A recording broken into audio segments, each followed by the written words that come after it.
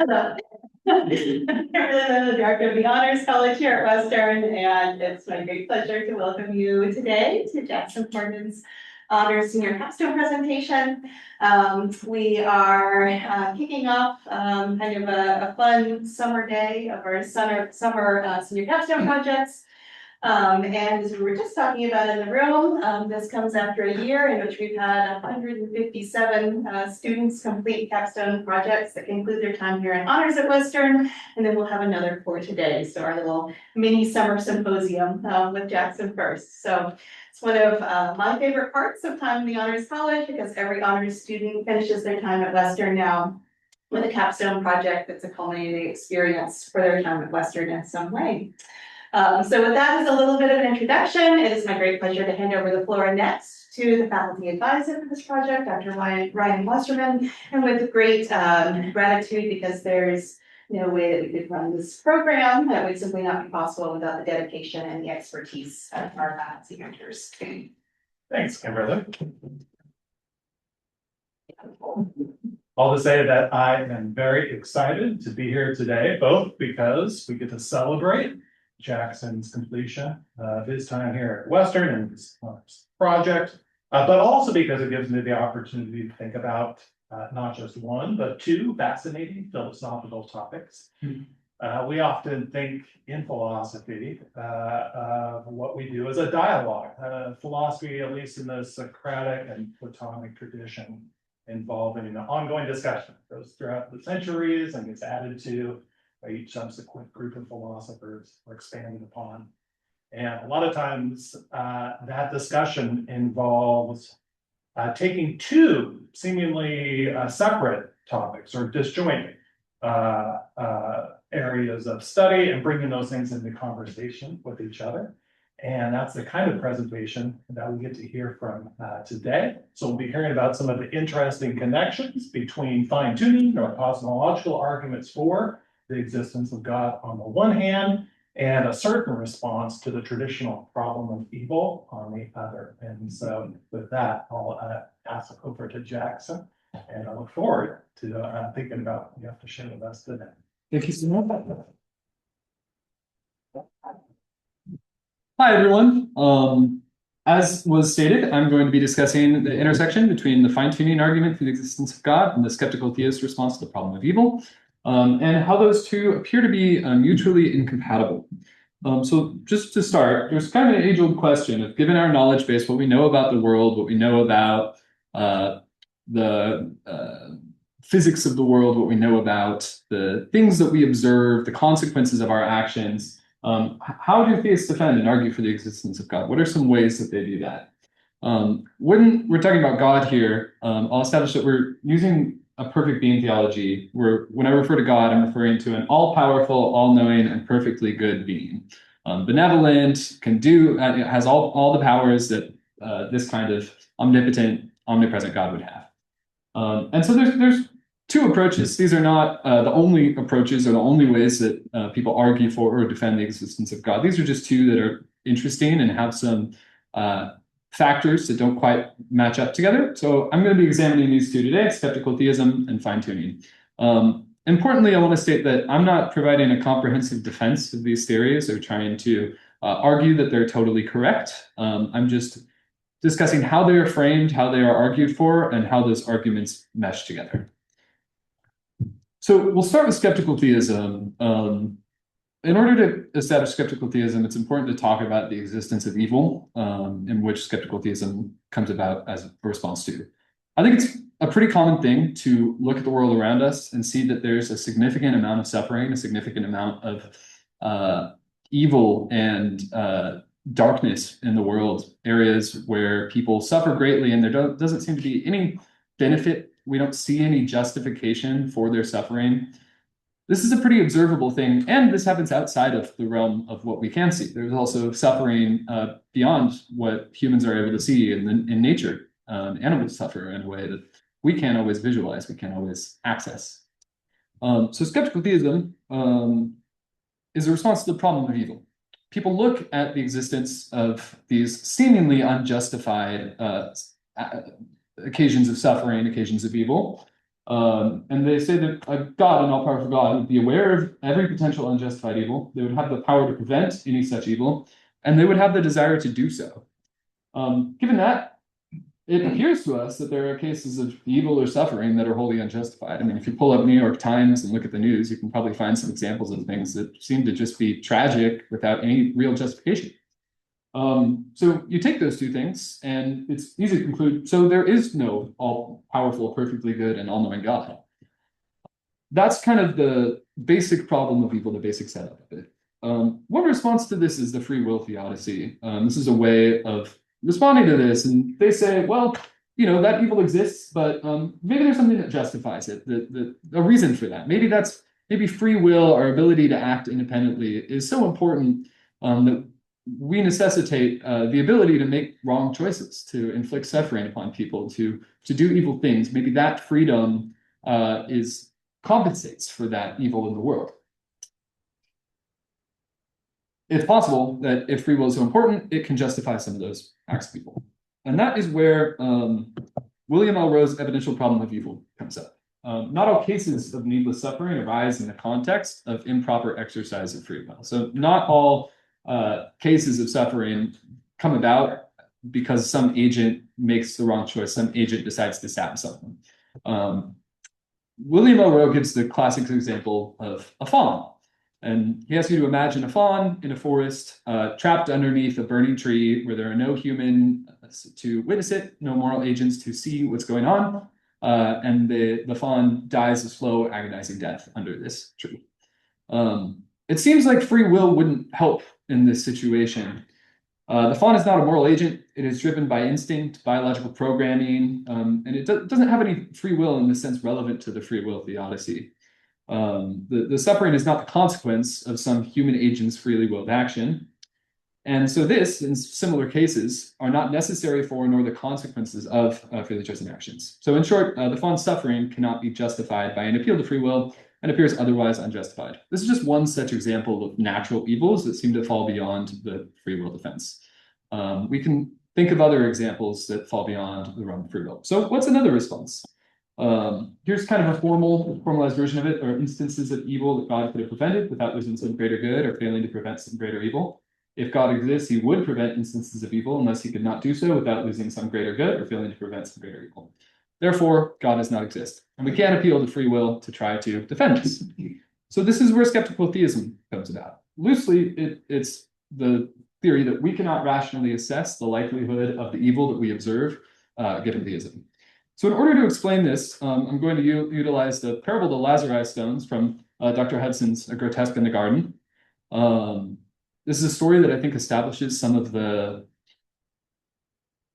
premises of skeptical theism pretty well. So in the parable of the Lazarus stones, you are asked to imagine a village that is struggling from a poor harvest. They're down on their luck. They're not getting the rain that they need.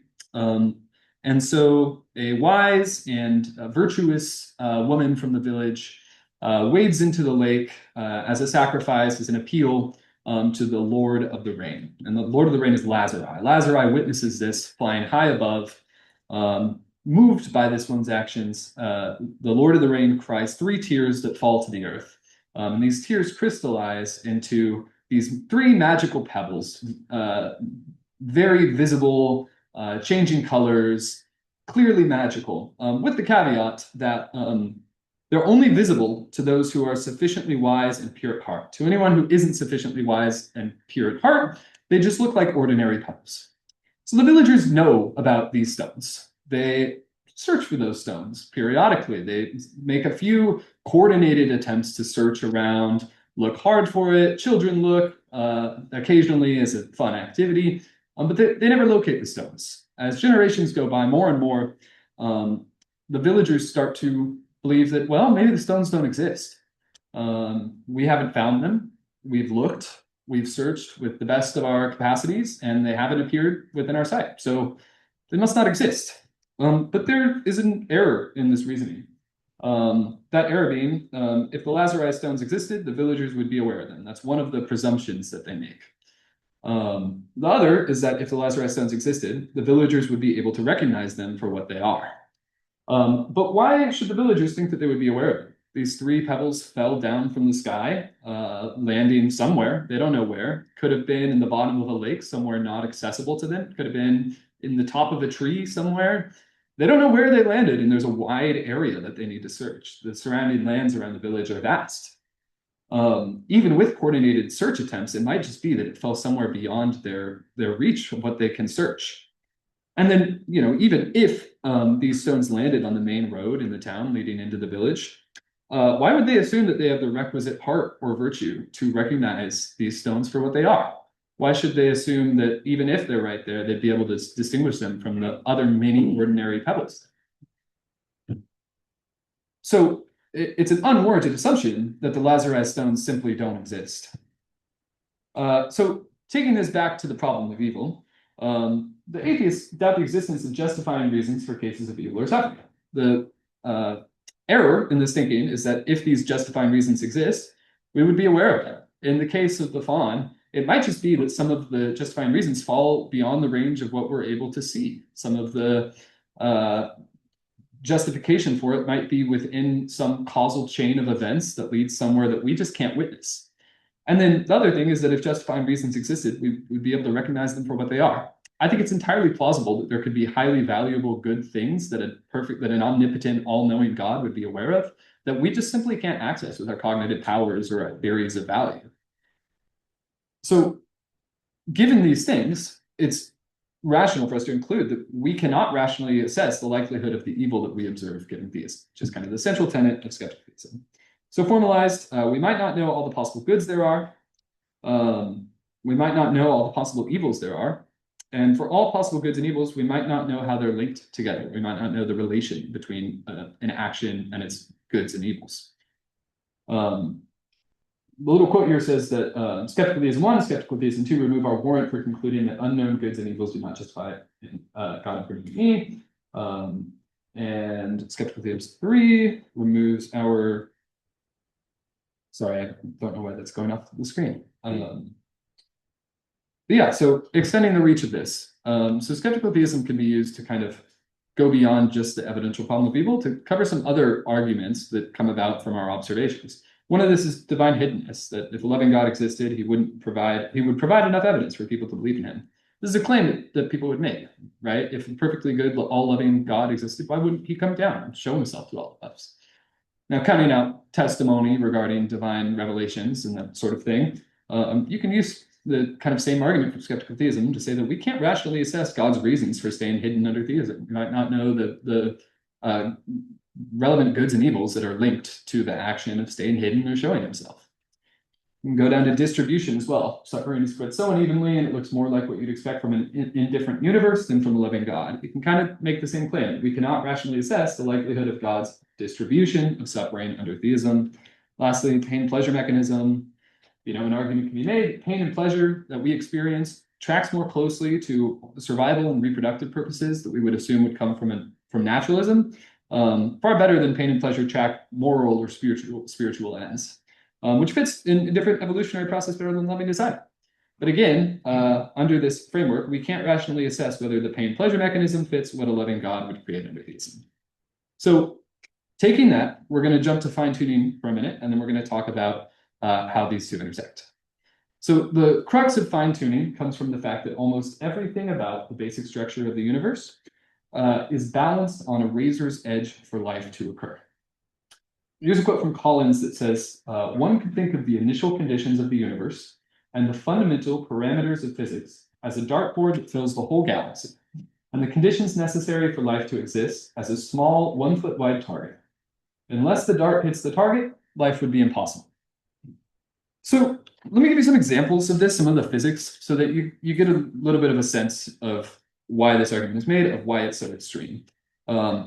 Also, I'm not a physicist. I don't have experience in cosmological physics, but these are things that other people have said. And there's lots of work that can be read if you're interested in reading a little bit more of the mechanisms of why people claim this. So some examples, starting with if the initial explosion of the Big Bang had differed in strength by as little as 1 part in 10 to the 60th power, the universe would have either quickly collapsed in on itself or expanded too rapidly for stars to form. In either case, life would be impossible. So to give you a sense of that, an accuracy of 1 part in 10 to the 60th power can be compared to firing a bullet at a 1-inch target on the other side of the observable universe, 20 billion light years away, and hitting the target. It's that stringent of a value. Another one, if gravity had been stronger or weaker by 1 part in 10 to the 40th power, then life-sustaining stars like the sun could not exist. If the neutron were not about 1.001 times the mass of the proton, all protons would have decayed, or all neutrons would have decayed into protons, and life would not be possible. There are more examples of this, but the point being, our current science indicates that there is no law that necessitates this stringent assortment value. We haven't found anything that makes it so that gravity has to be this force, or that the strength of the Big Bang had to be at the strength it was, or that the neutron had to have the value it was. From what we can tell, we don't see any observable necessary laws. The mathematical equations, if you put in different figures, are coherent. They create possible universes that could have been realized with different values. It doesn't create some inconsistency. From what we can tell, they're mathematically and logically consistent universes where these things differ even by tiny, tiny, tiny numbers, very small values that would make life completely impossible.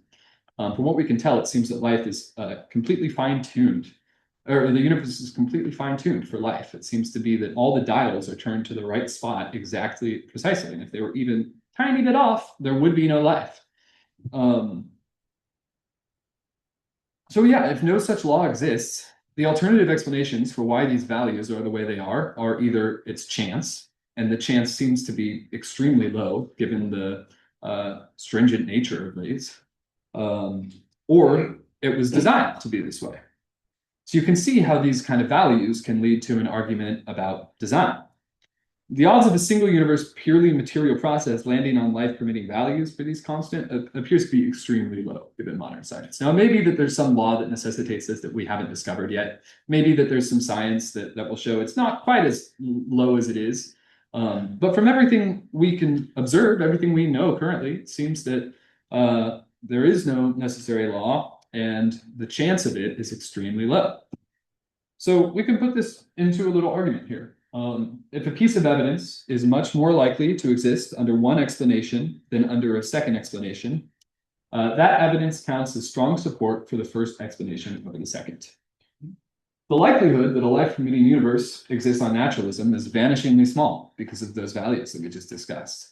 But the likelihood that a life-permitting universe exists on theism is not vanishingly small. If you take an all-powerful, perfectly good God, it seems that that God would be able to set these values to whatever they so choose to permit life. And from what we can observe, it would seem that a perfectly good, all-powerful God would want to create life, that life, conscious, embodied beings are a valuable thing.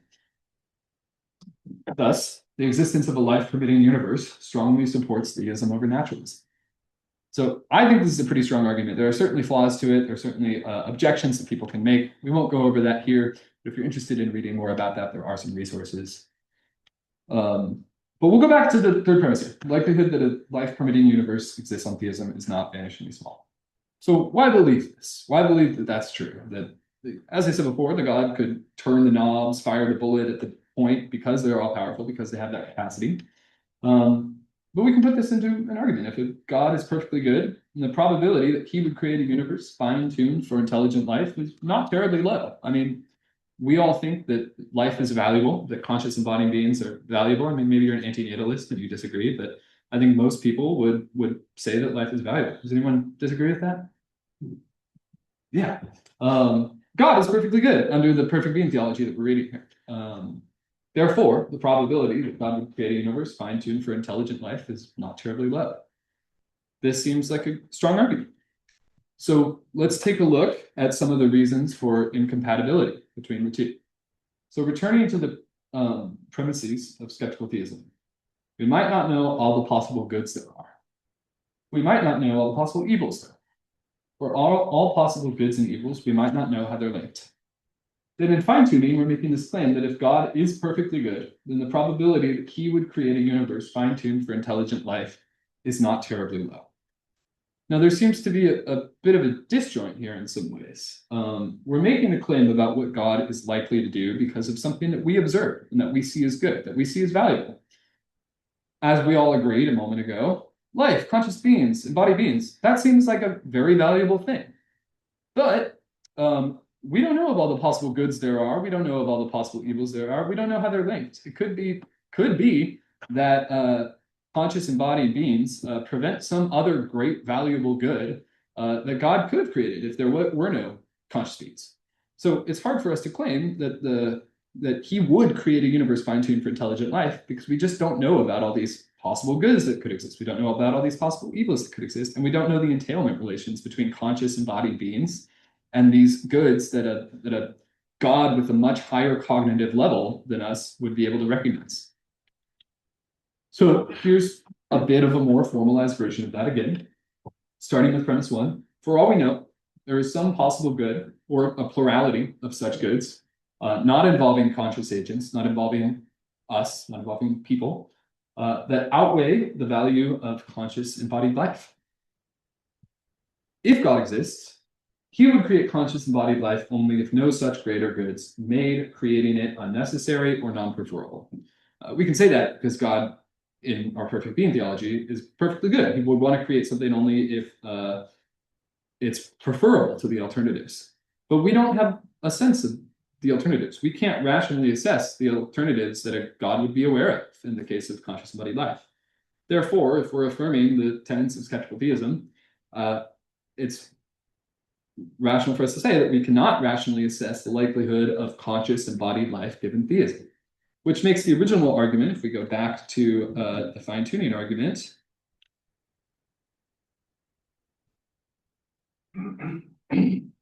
we can't really say anymore that the likelihood that a life-permitting universe exists on theism is not vanishingly small. That's an unwarranted claim given our lack of cognitive ability to assess God's probability of creating conscious embodied beings. So, as it stands right now, it appears that skeptical theism and fine-tuning are incompatible. If you make the claims of skeptical theism, it becomes very hard to endorse the claim regarding God's tendency or warrant to create conscious embodied life. So Donahue has a possible solution of this, looking back at a different formulation of skeptical theism. This is Durston's proposal. This came out a while ago. But Donahue, in his paper, is arguing that this might be a form of skeptical theism that is compatible with fine-tuning. This is a very specific argument. It's focused on the consequential complexity of history. So briefly, in determining whether some instance of evil, X, is gratuitous, we must know two things about X. Let's say we must know for X, we'll call it the fawn trapped under the tree, burning, and agonizing death. In order to know whether that act of evil is gratuitous or unnecessary, unwarranted, we must know two things about that act. We must know the consequences of that, everything that happens as a result of that fawn dying in agonizing death. And we have to know the consequences of changing the course of history so that X does not happen. We would have to know if the fawn did not burn in agonizing death, what would happen and what would be the attendant consequences of that change. So it's written here, we'll call the fawn A. We'd have to know the consequences of that, and then the consequences of everything that follows from that in history, so on, so on, so on, possibly thousands of years down the line, hundreds of years down the line, beyond what is immediately accessible to us, given our knowledge base. We'd also have to know, in that case, if the fawn was not trapped under that burning tree, if it happened differently, what would be the consequences of that and the consequences of the things that would follow thereafter? We don't have the ability to view all those consequences. We don't have the capacity to analyze each and every consequence that comes about as a result of the fawn dying and burning that death. It's beyond our cognitive capacities. God might be able to understand that, to comprehend all those things, but we certainly can't. And the counterfactual, what would have happened otherwise, seems to be pretty beyond our reach. I mean, it would be very hard for us to conceptualize all the consequences of something that never actually happened. So under Durston, we're not able to evaluate the total value or disvalue of the consequences of God creating our universe. If we go back here, let's take God creating conscious life. Let's take the example of God creating our universe in the way it is with conscious life. We'd have to know all of the consequences that come about, and what all the consequences would be if God never created that conscious life in the way that we have observed it in our universe. That's beyond our cognitive reach. We're not able to evaluate our universe in that way. But we can still safely affirm that of all the range of possible worlds that a God could create, there is at least one where embodied conscious life is not a net bad. If you take all of the possible humans who ever could have existed, all of the beings and their tendencies, their mental states, what they're likely to do in any given situation, and you take an infinite arrangement of these beings, it's pretty safe to affirm that at least one of those would have a result where the value of A is greater than the value of B. That's something you can safely affirm under Thurston's theory. Now, we can't say that for our world, but we can say that for some possible world, some possible arrangements of humans is likely to have a total net good. It puts the burden on the atheist to say, no, there's no arrangement of possible worlds or a very limited arrangement of possible worlds where the net value is good. And that's a really hard argument to make. So it kind of forces the burden of proof onto the other party here. And we can say that for all we know, that world could be our world. We can't evaluate that, but it might be. In that case, the core claim of fine-tuning one remains defensible. If God is perfectly good, then the probability that he would create a universe fine-tuned for intelligent life is not terribly low, given that at least one such possible world would have a net value of good. With conscious embodied life, it would seem that the probability of God creating that, given he's a perfectly good being, is not terribly low. As opposed to unnaturalism, it still does appear terribly low. But there's some problems with this approach that you get if you're taking Thurston's theory. If you look back to hiddenness, distribution, pain pleasure mechanisms, all those things that skeptical theism was purported to kind of solve, given that we can't rationally assess those things, Thurston's theory doesn't really give an explanation to these kinds of things. If you say a loving God existed, he would provide enough evidence for people to believe in him, then you can't really appeal to the attendant consequences of that. That doesn't give the skeptical theist a way to escape from the burden of proof and hidden. Same with distribution. If you talk about suffering is spread so unevenly, and it looks more like what you'd expect from an indifferent universe than from a loving God, it would be difficult for Thurston's approach, focusing on the consequential complexity of history, to provide an answer to that. Same with the pain pleasure mechanism. It's not, none of these arguments are focused on the consequences of a given act. Now, Thurston's approach still seems to work for cases like William L. Rowe's evidential problem of evil, like the fawn. It can, we can say we can't evaluate all the attendant consequences of the fawn or what would have happened otherwise.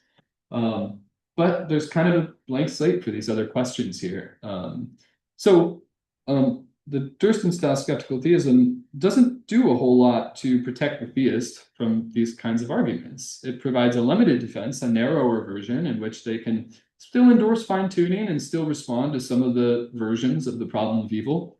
But it opens up for some enriched problems regarding distribution, regarding hiddenness, regarding pain pleasure mechanisms, these things that we observe that are argued that aren't based on the consequences of a given act, fall beyond the range of what Thurston can defend. So that leaves us in a position where skeptical theism in its traditional form appears to be incompatible with the fine-tuning argument. If you take skeptical theism 1, 2, and 3, the formal version of it that we came up with before, then we cannot rationally assess the likelihood of God creating conscious embodied life under theism. Thurston's version, focused on the consequential complexity of history, appears to be compatible with fine-tuning, but it fails to preserve the broader dialectical role that skeptical theism typically fills. Here's my works cited. These are some of the sources I used along the way. Some of the most relevant ones to my discussion and my presentation. And yeah, I'll open it up to questions.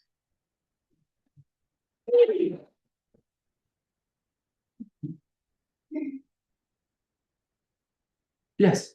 Yeah, I was hoping you could say a little bit more about Thurston's response, because this is the part that's newest to me at least.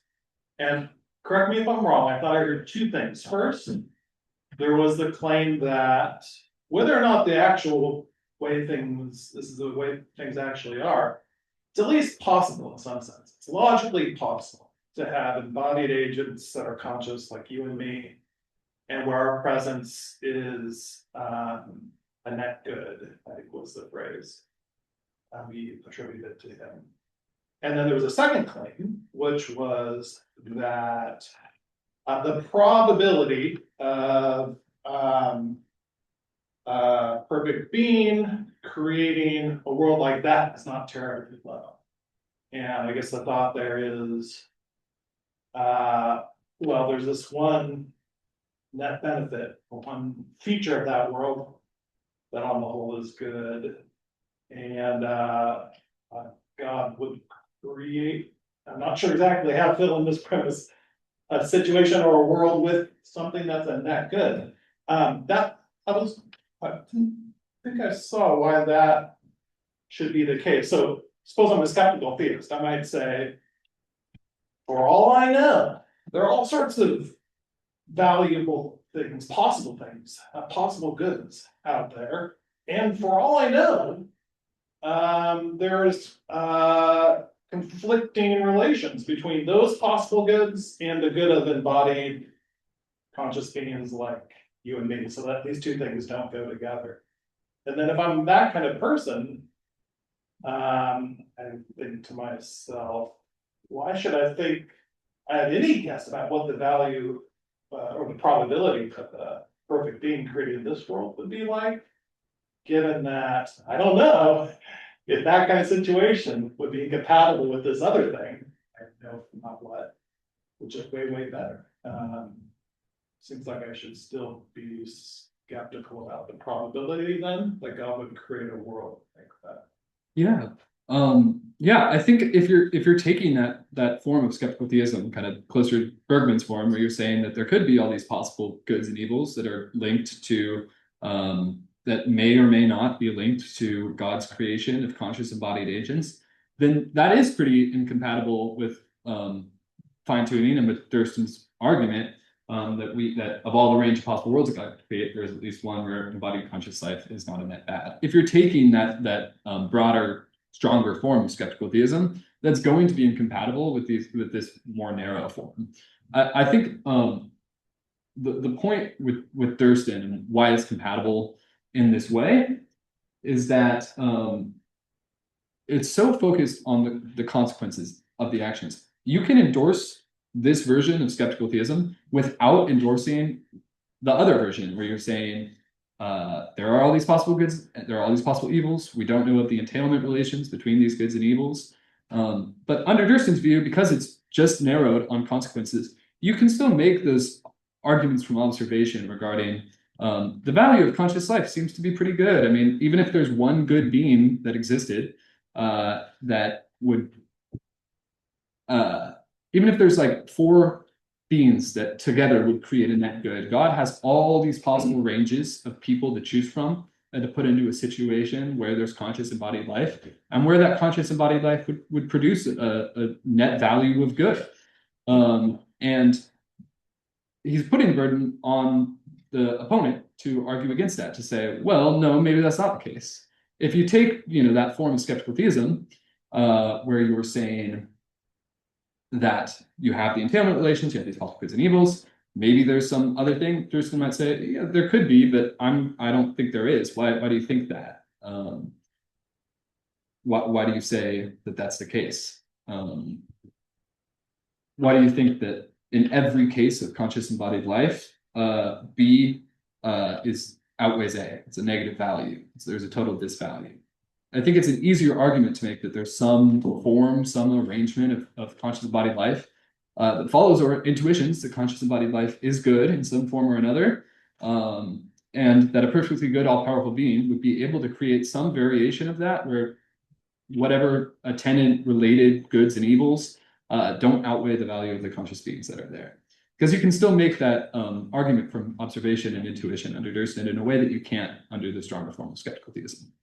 So I think you can still argue against the second premise here, If you have that stronger form of skeptical theism in mind, you can negate that, but then if you do that, you'd have to negate fine-tuning as a whole. So this is the weaker solution. It doesn't preserve all the claims of skeptical theism. I think if you are a skeptical theist, Durston's view is fairly unsatisfying. It still works as a response to the problem of evil, but it opens up a lot of things. It allows you to make the argument that one range of possible worlds that God could create is a net good. But then it also allows you to make these arguments from observation that a loving God hasn't produced himself and a loving God would. It opens you up to all these other arguments from observation, from intuition regarding divine psychology in a way that Bergman's skeptical theism does not. Guys, want to follow up on the premise too? You just had up there. If you could go back to the premise. Absolutely. So here's a slightly different way of putting, a clarifying question. The way you framed it was that Durston is forming a challenge to his opponent. If you deny two, you have to argue that any world with, what's the phrase, embodied conscious agents is going to be a net bad. And I was thinking the skeptical theists, their position is always, no, I'm not giving you an argument that for a positive thesis, any world with embodied conscious life is going to be a net bad.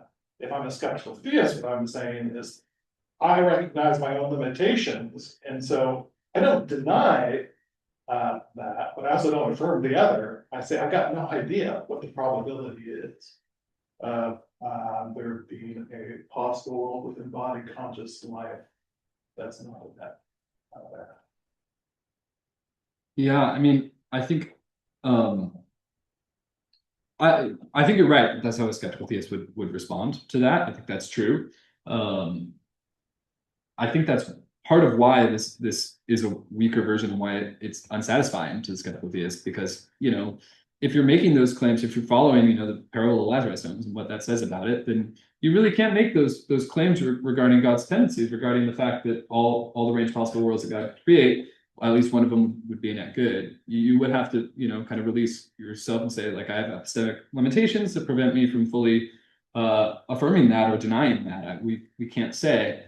But Durston isn't married to saying that. If you're just taking the consequential complexity of history argument, then he's not required to affirm that same thing and say that we don't know. He can just disagree with the skeptical theist and say, well, we have reasons to believe that that's the case, that at least one of these is good. And he can just argue that from our intuitions regarding the value of conscious life and what we see regarding that.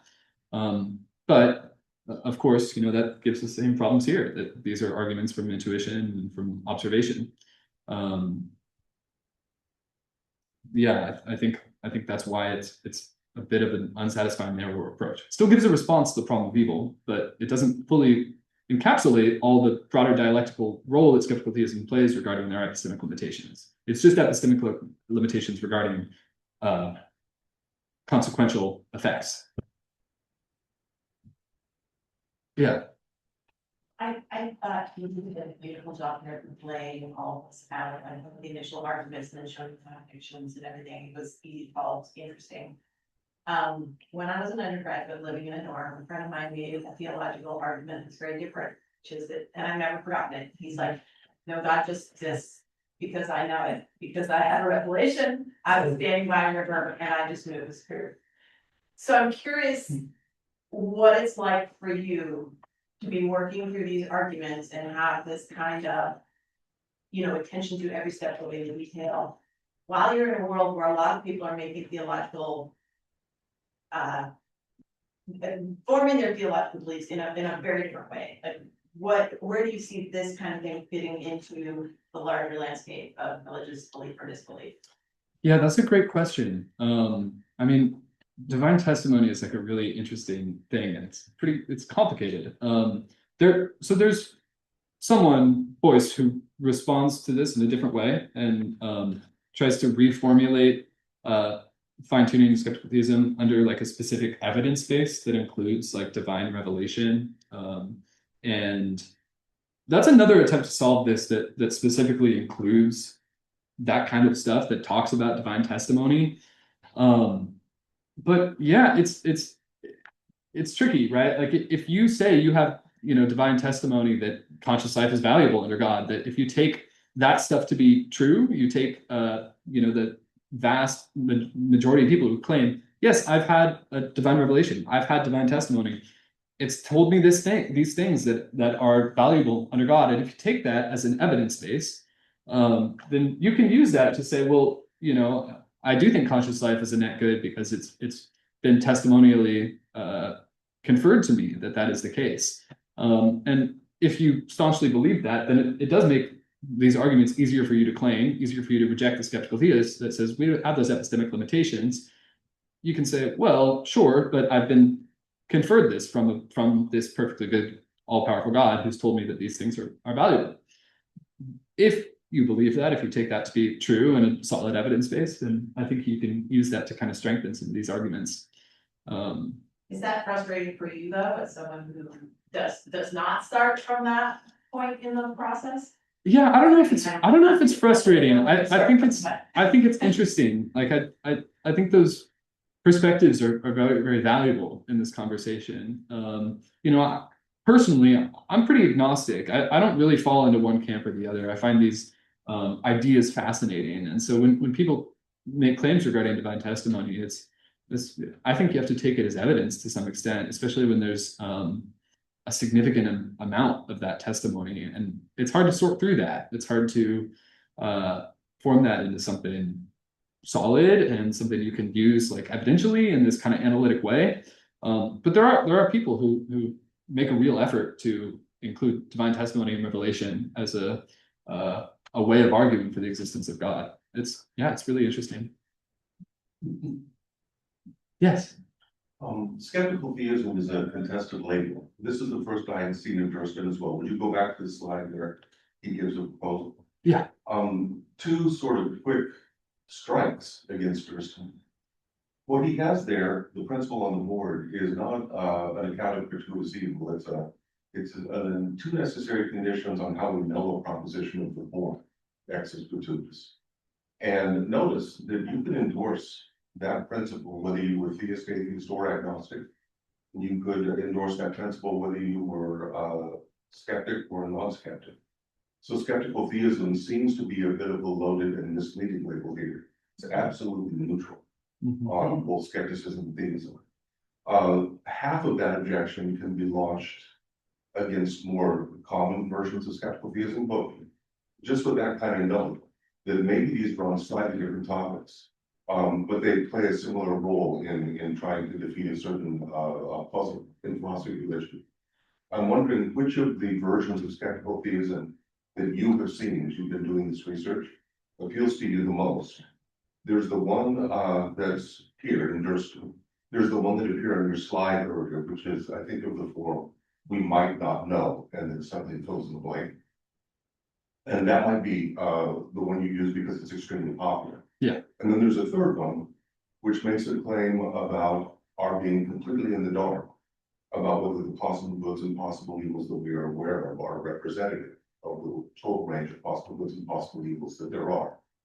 Do you have a preference between those three, just as you think about the label skeptical theism? Because they do say very different things. Yeah, I'm definitely, I think personally, I'm drawn more to Bergman's version, the one on the earlier slides, skeptical theism 1, 2, 3. I can pull that up. Actually, this version, this is a little bit simplified. It's a little bit lengthier in terms of the descriptions of how this operates in the actual papers. But I simplified it a little bit here. But I find this version pretty compelling. I find it hard for me to endorse Thurston because I do think that there are possible evils and goods and entailment relations that we're just not aware of, that we're just in the dark of, that we might not know of, given our epistemic state. And it's frustrating because, I find the fine-tuning argument very compelling on paper. I find those examples from physics very compelling. But I do find this form of skeptical theism to be particularly strong, particularly defensible in a way that some of the others aren't, that I'm not sure Durston is. Durston's is really reliant on counterfactuals of freedom. And I don't know, I think that this Bergman forum has a lot of intuitive force to it. And you know, like the story, like Lazarus Stones, I find that very compelling. I find the rabbit in the garden example very compelling in a way that I don't quite find Durston's consequential complexity of history to be quite as compelling. I mean, he gives an example about like if Winston Churchill's mother had slept in a slightly different position the night he was conceived, he never would have been born, and World War II would have been incredibly different. You know, I find those examples compelling, but as a whole form of skeptical theism, I find it lacking. I find it's a response to the evidential problem of evil, but it lacks a way of genuinely considering our epistemic state relative to divine psychology and what a perfectly good, all-powerful God may be, in a way that this does respond to that, and it does give an answer to that question.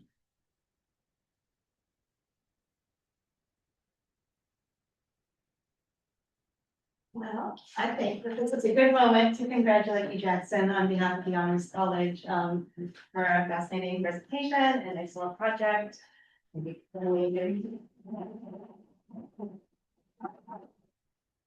think you already walked in graduation this spring, but this is our Honors College token Thank you. here. It's you know, our little ritual. You have your own Honors College mug there.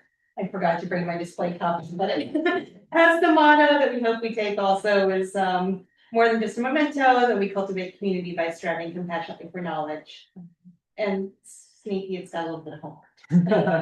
Anyway, many congratulations, and thank you all for being here, and thank you to your family joining in the Zoom room too.